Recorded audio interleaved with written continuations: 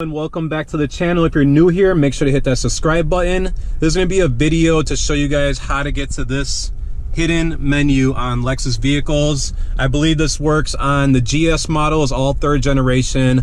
Also works on IS models, I believe from the years 2006 to 2012 or 13. But you can go ahead and try this on your vehicle, see if it works. Those are just ones that I tested.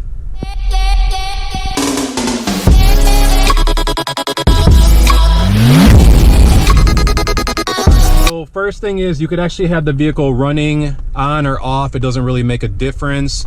And then you're gonna go ahead and find your display button, which on this vehicle, it's right here. So you're gonna go ahead and push that. And then when this pops up around the screen, you're just gonna hit in this location right here, up, down, up, down, up, down.